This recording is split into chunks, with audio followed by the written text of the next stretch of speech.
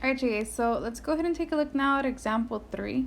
And for here, once again, they're asking us to find the missing side, and we do have a right triangle. So let's go ahead and see first, start off by labeling our sides.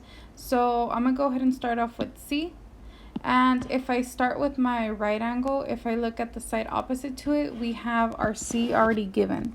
So then on the previous examples we were doing, we were only solving for the hypotenuse, which is C, but there's going to be cases where your C is already given, the hypotenuse is already given, so you need to find the other side.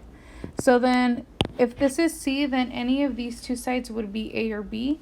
So let's say I want to go ahead and make this A.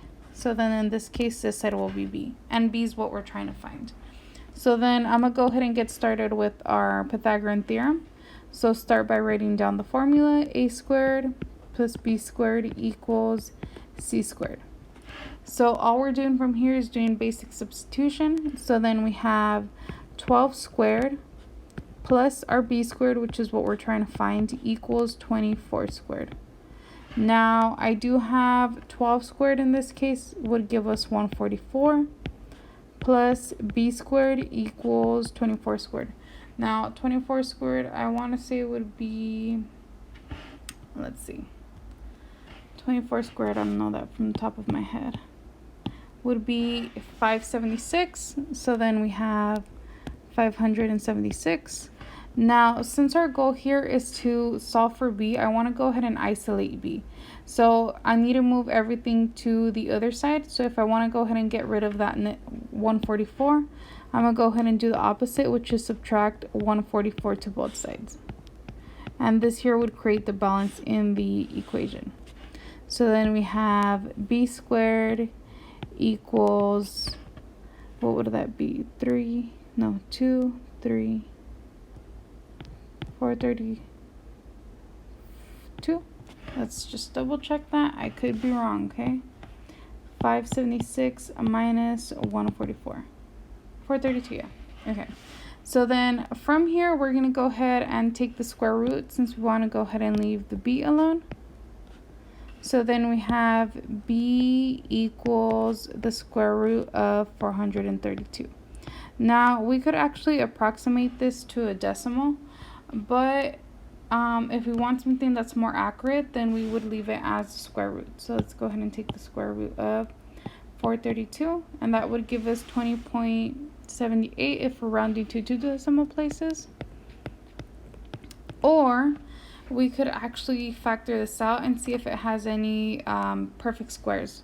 So I'm going to go ahead and do that here.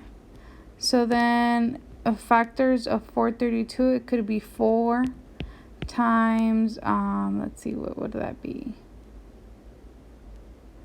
That's 18.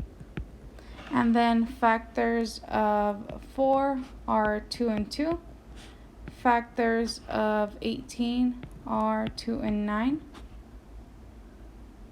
And then I'll just go ahead and continue factoring. And in this case, 432 is the same thing as saying 2 times 2 times 2 times 3 times 3. Now, whenever you guys are creating a factor tree, you're basically, and if it's a square root, you're trying to make pairs of 2s. Or a pair is a 2, sorry. So then you're trying to make pairs here. So in this case, if I circle pairs, I have 1 pair, I have 2 pairs.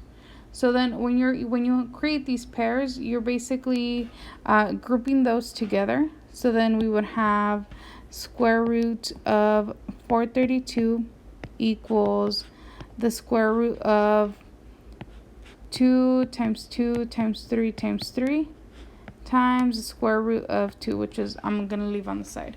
Now, if I multiply these out, we get 2 times 2 is 4, and then 3 times 3 is 9. So then 4 times 9 will give us the square root of 36 times square root of 2. Now, square root of 36 in this case can simplify to a perfect square root, which is 6 square root of 2. So then our final answer in this case would be 6 square root of 2 if we want something more exact. So then B in this case equals, let me go ahead and highlight that, 6 square root of 2. So then B over here is 6 square root of 2.